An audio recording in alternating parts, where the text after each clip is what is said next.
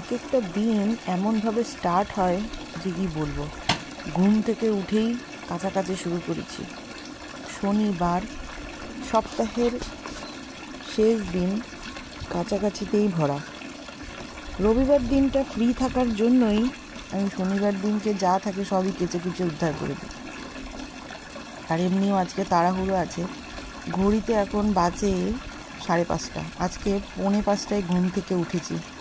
উঠে এক্সারসাইজ, যোগা সমস্ত কিছু কমপ্লিট করে ঘরের কাজে লেগে পড়েছি।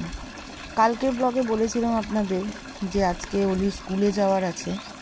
অলির স্কুলে যাবে বলে ওই জন্য 7 তাড়াতাড়ি কাজ গুছাচ্ছি যাতে দেরি না হয়। ক্লাস 2তে ওঠার পর আজকেই অলির ফার্স্ট গার্জেন মিটিং। তার জন্য যেই দিন তাড়াহুড়ো থাকবে না সেই দিন ঝামেলাটাও প্রচুর থাকে। আজকে তাড়াহুড়ো আছে আর তার জন্য আজকে শনিবারও। শনিবার দিন আমাদের বাড়িতে নিরামিষটাই হয়, মানে নিরামিষ বলতে মাছ মাংস ডিম হয় না, পেঁয়াজ রসুনের আইটেমটা হয়। তো সকালবেলা চা খেতে খেতে ভাবছিলাম যে আজকে কী রান্না করা যায়, মানে এমন একটা রান্না করতে হবে যেটা তাড়াতাড়িও হবে আবার যেটা খেতেও সুস্বাদু হবে। এবার সত্যি বলতে এত সকাল সকাল রান্না করছি, এবার যখন খেতে বসবো তখন গরম তো করতেই হবে। কিন্তু যতই গরম করি না কেন মিস্টার মানে আমার বর যা খুঁতখুঁতে লোক, উনি বড়ার ঝোল খান না যে বড়ার ঝোল করে রাখবো। উনি মানে উটপটাং তরকারি, মানে একটা ছ্যাঁচড়া টাইপের যে সমস্ত হয় 5 ফোড়ন দিয়ে 5 মেশালি তরকারি, ওগুলো উনি পছন্দ করেন না। ডেলি ডেলি ডাল খাবেন না, হাজারটা সমস্যা। ওই জন্য কী করলাম শেষমেশ, লাউ ঘন্ট, ডাল আর পেঁয়াজি করব। পেঁয়াজিটা মেখে রেখে দিয়ে যাব, ফ্রিজে রেখে দিয়ে যাব, মেখে খাওয়ার আগে গরম গরম ভেজে নেব। ওই যে অলি রানী, চলো চলো চলো।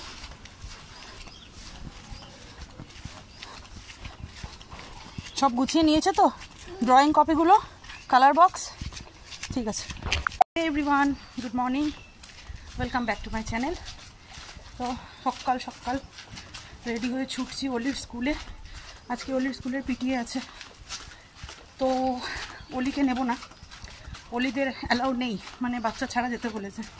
মিস্টার দাস তো সকাল সকাল ডিউটি বেরিয়ে গেছে, আর যেহেতু মা নেই ওই জন্য অলিকে শালিনীর কাছে রেখে যাচ্ছি। ড্রয়িং কপি টপি দিয়ে দিলাম, ওখানে বসে ড্রয়িং কিছু লেখা করতে থাকবে, ততক্ষণে আমি কাজ সেরে চলে আসবো। অলির মুড অফ, ওই জন্য দেখুন ওকে নিয়ে যাচ্ছি না বলে, ওর মুড অফ, ওকে নিয়ে যাচ্ছি না বলে। কিন্তু কী করবো, স্কুল থেকে বারণ করেছে, আমি ওকে নিয়েই যেতাম। ওকে নিয়ে গেলে না একটু সুবিধাও হয়। আমি রে না, আমি আর উপরে যাবো না, ও গেল, নিয়ে নে ওকে, টাটা। হ্যাঁ,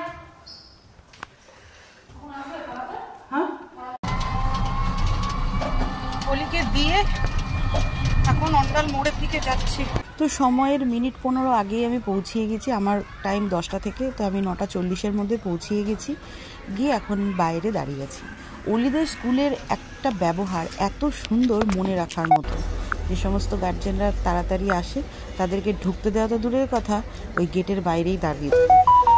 আমার মতন আরও অনেকে রয়েছে, দেখুন কি করবে, তারা নিজেরা গল্প করতে ব্যস্ত। দিদি রাজভোগটা নিয়ে এসছে আর আমি যাচ্ছি এখন রাজভোগ খেতে, স্কুলের রাজভোগ। আর ওই যে তোমার নাম কি? বাবারে আমার ছবি তুলো না গো, যা অবস্থা। বনশ্রী। বনশ্রী আমার মেয়ের ক্লাসমেট, গত বছরে ছিল, এই বছরও পেয়েছি। আর আমি মৌমিতার ক্লাসমেট। হ্যাঁ, ও আমার ক্লাসমেট। এই চলে এলাম। Welcoming you all and in fact congratulating you that now your child has come from the kindergarten section. Children are coming as toddlers in our school, and then when they start growing they get to a new step of the school, that is they come to class 2, 3 and 4, which is a different phase on us. That from kindergarten they need to know about the subjects. So this you can also help them as parents at home. Meeting তো শেষ হলো, টোটোয় করে main gate এলাম। এখন এখান থেকে বাস ধরবো। আসার সময় যা বাসে ভিড় হয়েছিল না, বাপরে বাপ। বাড়ি গিয়ে বলবো কি বললো না বললো। প্রচণ্ড রোদ, গরমে আর ভালো লাগে না ছাতার মাথা। একটু লস্যিও পেলাম না, ভাবলাম একটু লস্যি খাবো, নেই কোনো দোকানে, হন্ডার নামই তারপরে। তো বাড়িতে এসে ফ্রেশ ট্রেশ হলাম, আবার স্নান করলাম। সকালে একবার তো স্নান করে গেছি, কিন্তু এত গরম লাগছিল আরেকবার স্নান করলাম, করে এখন খুব খিদে পেয়েছে। সকালবেলায় তাড়াহুড়োর চোটে না কিচ্ছু খাওয়া হয়নি, মুখের মধ্যে কিচ্ছু খাওয়া হয়নি। তো এখন এই যে সুজি বানালাম, সুজি খাবো, প্রচণ্ড খিদে পেয়েছে, পেটের ছুঁচোর দম দিচ্ছে রীতিমতো। আর ওই যে অলিরানিরও স্নান হয়ে গেছে। অলিরানি কি করছিস রে, কি খাচ্ছিস ওটা? জেমস। তো অলিরানিকে নিয়েই একবারে চলে এলাম। শালিনী বলছিল যে এবেলাটা থাক, বিকেলবেলায় নিয়ে যাবো। আমি বললাম যে না না থাক, তুই এইটুকু টাইম রেখেছিস, এটুকুই অনেক, আমার অনেকটা কাজ এগুলো, নইলে অলিকে নিয়ে গেলে পরে প্রবলেম হতো। কারণ স্কুলে বাচ্চা নিয়ে গেছে, কিন্তু মানে যারাই নিয়ে গেছে তাদেরকে একটুখানি কথাই শুনতে হচ্ছিল। মানে আমার সামনে একজন আর হলো, দেখলাম। তো এবার যাদের অপশান নেই তাদের খুবই প্রবলেম। মানে আমার যদি শালিনী না থাকতো হয়তো আমাকেও নিয়ে যেতে হতো, কিন্তু কিছু করার নেই, স্কুল অথরিটির সবারই এক একটা রুলস থাকে, তো অত গভীরে গিয়ে লাভ নেই। একটা পোয়েম বলো তো বাংলা থেকে, যদি স্কুলে ম্যাম জিজ্ঞেস করে যে একটা পোয়েম বলো, তো তুমি কি বলবে? হাট। বলো। গাড়ি বোঝাই করা কলসিহারি, গাড়ি চালায় বংশী বদন, সঙ্গে যে যায় ভাগ্নে মদন। হাট বসেছে শুক্রবার, বক্সিগঞ্জে পদ্মা পারে, জিনিসপত্র জুটিয়ে এনে গ্রামের মানুষ বেচে কেনে। উচ্ছে বেগুন পটল মূলো, বেতে বোনা ধামাকুলো। তো অলিকে পড়ানো এই জাস্ট শেষ হলো, অলির পড়ানো। দুপুরবেলাতে না এত টায়ার্ড ছিলাম যে স্কুলে কি বললো না বললো আপনাদের সাথে শেয়ারই করা হয়নি। স্কুলে আজকের মিটিংটা অ্যাকচুয়ালি হয়েছে হচ্ছে সেরকম কিছু দরকারই নয়, মানে যেগুলো নর্মাল বাচ্চাকে কিভাবে গাইড করব, মানে কিভাবে পড়াবো ক্লাস 2তে কি মানে যেহেতু ওদের একটা এক্সাম হয়ে গেছে, মানে ইংলিশ এক্সামটাই সবারই খারাপ হয়েছে, মানে আমার মেয়ের নয়।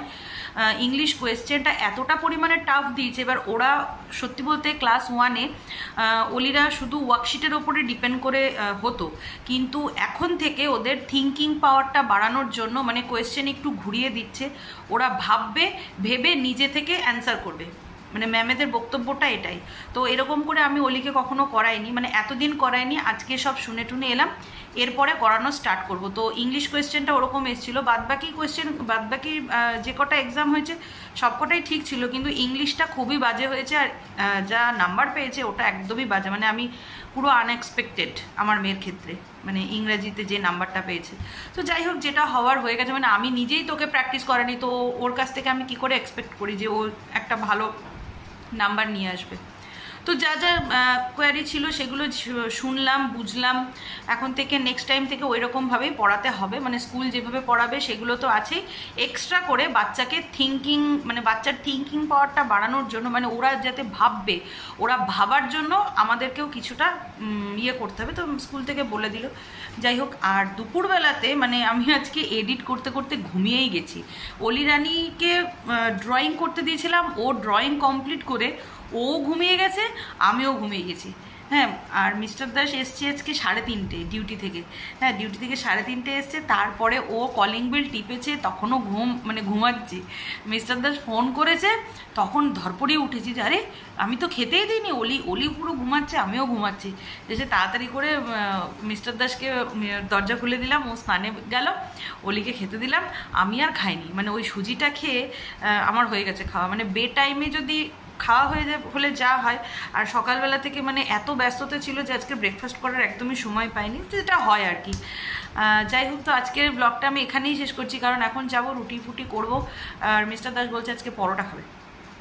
সকালবেলা তো ওই লাউয়ের ঘন্ট, ডাল এসব দিয়ে হয়ে গেছে, আর একেতেই শনিবার নিরামিষের একটা ব্যাপার থাকে, তো ওই জন্য এখন সাদা আলুর তরকারি আর পরোটা করব। তো যাই হোক, চলুন যাই, আর আজকের ব্লগটা এখানেই শেষ করছি। যদি ব্লগটা কোথাও ভালো লেগে থাকে তাহলে অবশ্যই লাইক, কমেন্ট, শেয়ার, সাবস্ক্রাইব সব কিছুই চাইছি আপনাদের থেকে। আপনাদের একটা লাইক আমাকে অনেকটা দূর নিয়ে যাবে। প্লিজ প্লিজ প্লিজ একটু লাইক করুন, সাবস্ক্রাইব করুন। তো আজকের জন্য টাটা। কালকে নতুন ব্লগ, কালকে সানডে ব্লগ নিয়ে ফিরে আসবো।